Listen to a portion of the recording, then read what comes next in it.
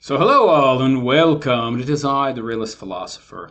And in this video, I would like to talk about the additive and subtractive and why commie, pinko, socialist scumbags just don't understand how these concepts work in objective reality. So first of all, let's define our terms, right? What is additive? What is subtractive? So generally speaking, adding something to something that's already created. It can be difficult. It can be challenging. And depending on the type of thing we're talking about, depending on what it is we're addressing, you might not be able to add anything, or at the very least, very little. So buildings, cars, sure, you can add stuff to a certain extent, aftermarket parts and such. You can fiddle with them a bit, improve their performance somewhat or a great deal, depending on if they're designed for a great deal of aftermarket modification.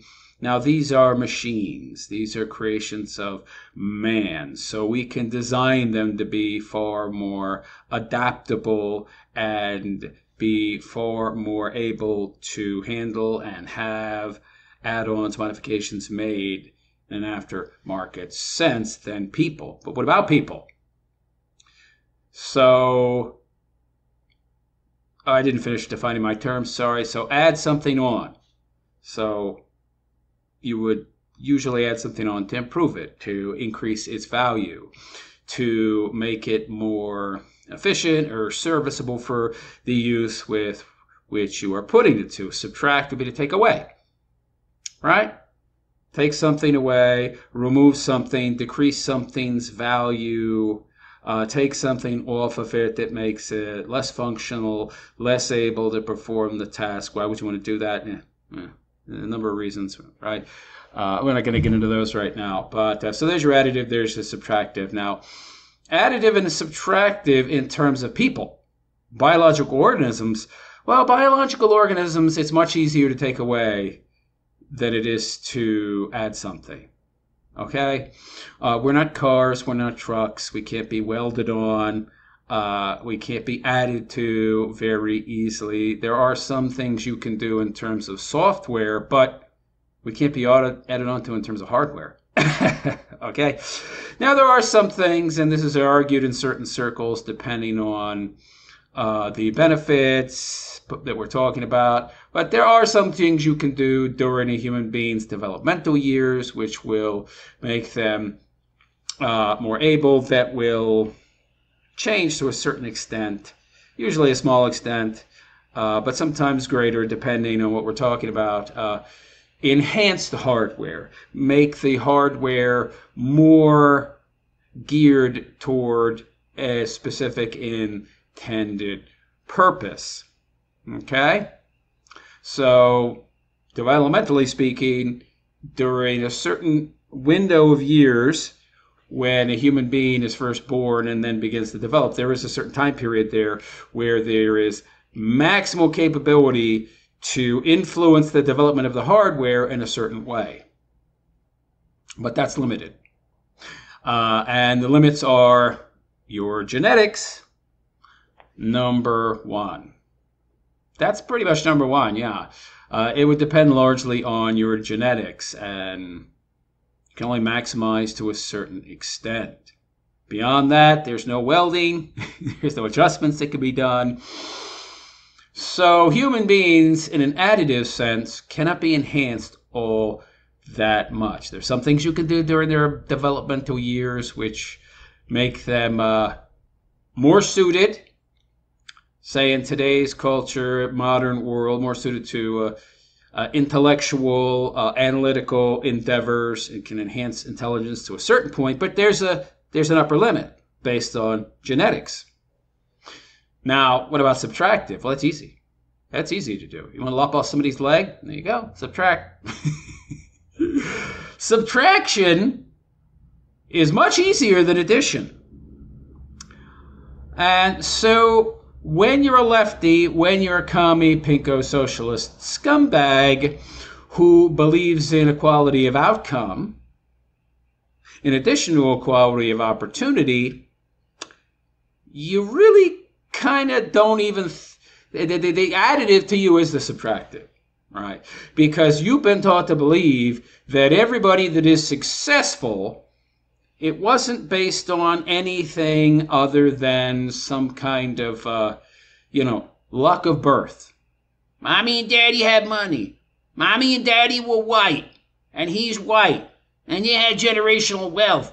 So his mommy and daddy were able to give him a good education and enable him to maximize his hardware for the specific tasks and purposes that are existent in today's culture, society, modern world. And because of that, he's able to thrive and succeed more than this guy here who, unfortunately, this black dude who was born into a poor household. I'm not going to address why so many black people are born into poor households. Of course, you say it's somehow socially constructed. Well, he had no advantages. So we need to take some of the wealth from the lucky kid.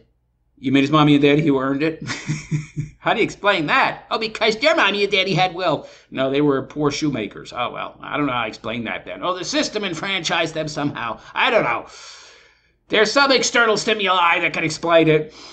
So we need to take some of their money and give it to the poor black kid so he can, get ahead, right? And enhance his hardware to a certain extent during his developmental years and thereby enable him to be more able to succeed, right? In this horrible, evil, systemically racist world. So the only problem with this is that this type of mindset completely, totally, 100% ignores biological determinism. It doesn't even address it. It's never brought up.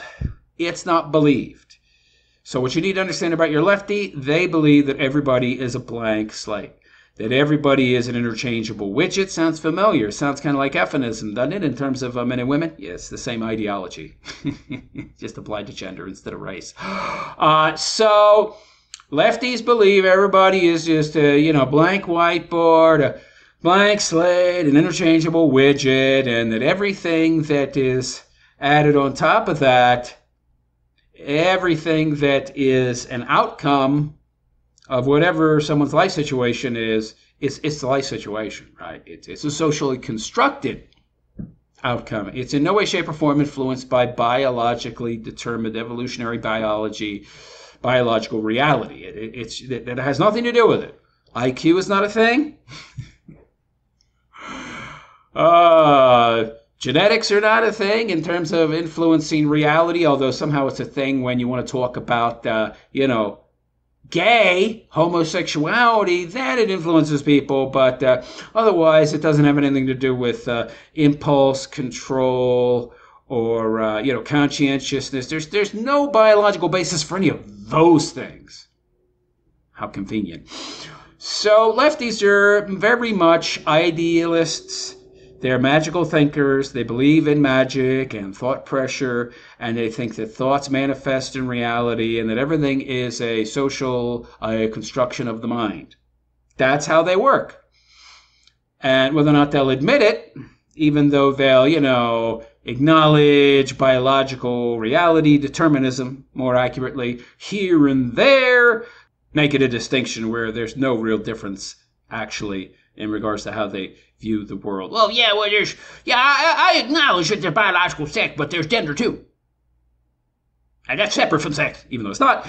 And, if somebody believes they're a woman, but only in their head, but then I go on to say the very next breath that they need to be allowed to get their bits chopped off or, surgically altered so they can be shoved up inside of them. And, or what's inside needs to be inverted and pushed outward and turned into a fake pee-pee to, coincide with their idealized form of self in their mind.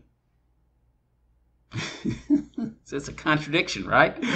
Right there. On one hand, they're saying there's a difference, and then they're saying there's no actual difference when they make statements, give voice to those type of beliefs. So lefties are very, very much of the mind and solipsistic. They are solipsists. They don't believe in objective reality. They are relativists in practically every way, even if they don't realize it. And so they don't understand how the world works at all. And they wholeheartedly believe that via applying a subtractive methodology, meaning taking away from some, that they can then add to others. But you see, they don't acknowledge the biological foundational reality. And that is that, in truth, a lot of people, maybe even the majority of people, are firing on all cylinders, okay, in terms of what they're capable of, insofar as their genetic limit, what they are capable of. Now, based upon the current circumstances. Now, instead of changing the things that would actually maximize these people's abilities across all spectrums in regards to the things that they could do in today's modern world, which would be real education. Stop using the schools to ideologically polarize and indoctrinate kids, and instead using the schools to teach wholly useful, applicable skills that are practical in nature and would benefit them in the ability to earn and accrue wealth. They don't do that. No.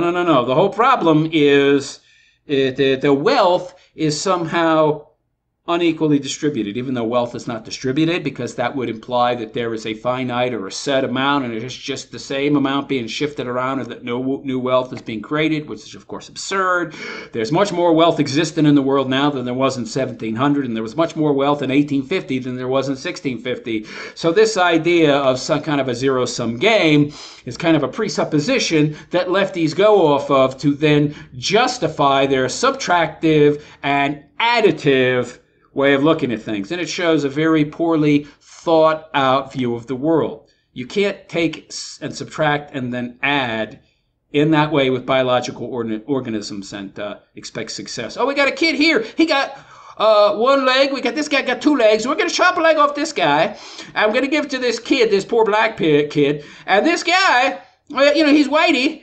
He's making a good living. And this black kid is making no living, so we'll give the leg to the black kid and we'll put him on, anti-rejection drugs, and now he'll have a leg, and then he can work and earn himself a living.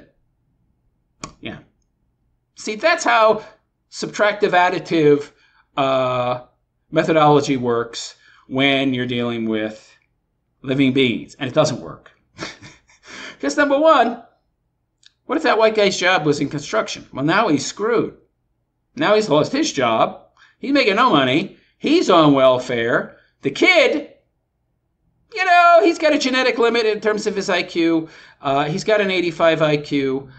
If he actually had been, when he was young, given educational forms which focused on maximizing his hardware to a very specific purpose, essentially doing things that would influence the development of his brain in a way to maximize his genetic potential. And then if he had been taught actual skills that could fit within his capabilities, his ability to comprehend, because there's many things he's not going to be able to learn because he doesn't have the necessary IQ to learn them. But if he had been taught skills that fit within his intelligence and what he was capable of, then he would be able to make a very good living. But instead, he was just taught ideology. He was taught by the left that he's a big giant victim, bigotry of low expectations. We don't expect much of you, so we don't put that much into your development, and hence it's a self-fulfilling prophecy. And now I believe that I can't accomplish anything. And now I'm an 18, 19, 20-year-old kid, and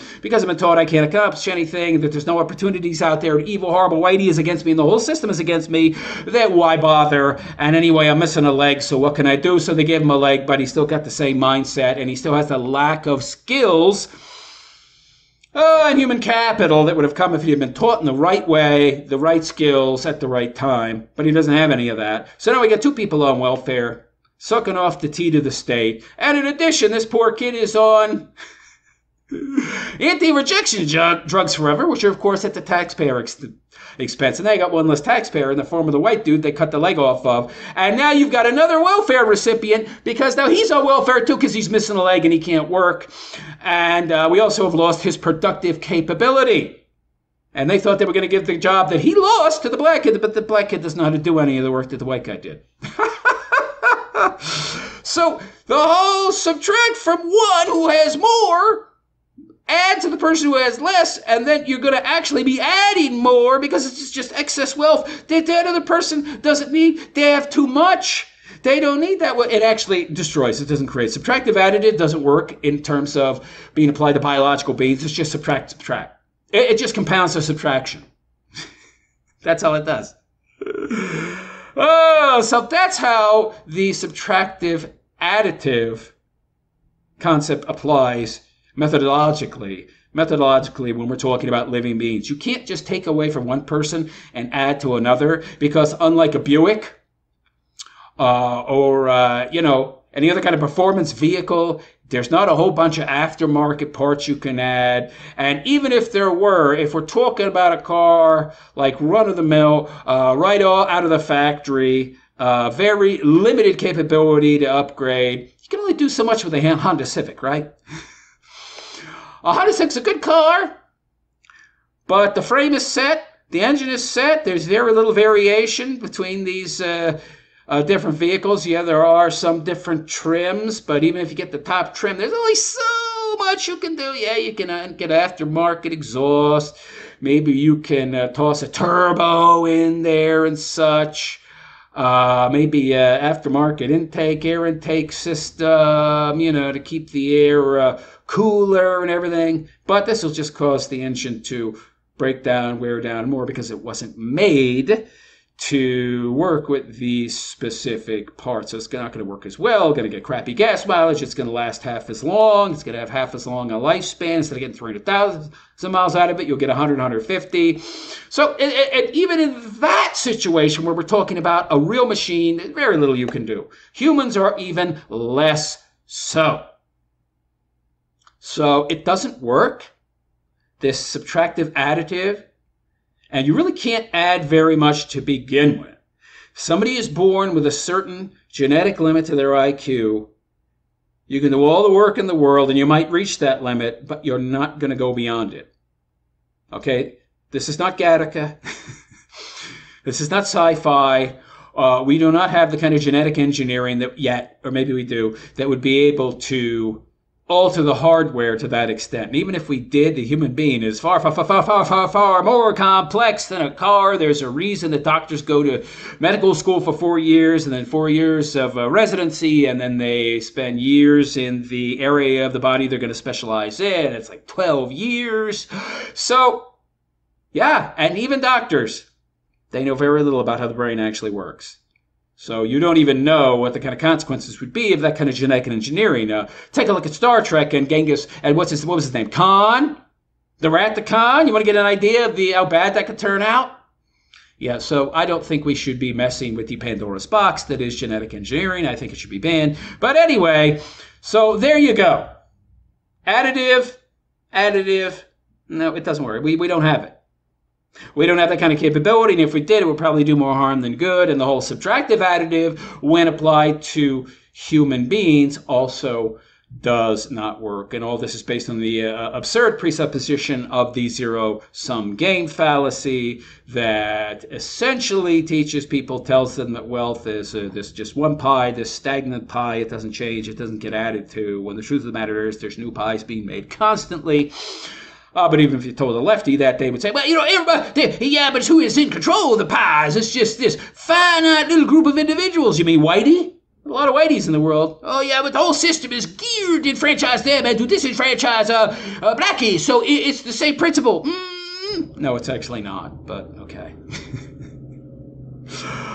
So there you go. A little more insight into the additive and the subtractive, and how that works in terms of human beings. Anyhow, if you like my content, please subscribe, give me a thumbs up, leave a comment. Also, if you'd like to show your appreciation, please leave a donation at my GoFundMe down below. And the reason it's GoFundMe is because I recently had a health scare where I almost died, ended up in the hospital, was in septic shock, coma, had a heart attack.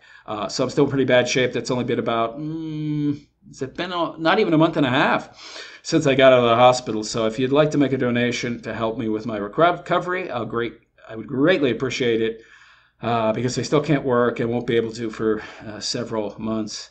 And even making this video, my heart's starting to hurt right now. So I'm going to head out. I am the Realist Philosopher, and I wish you all a good and pleasant day. Take care.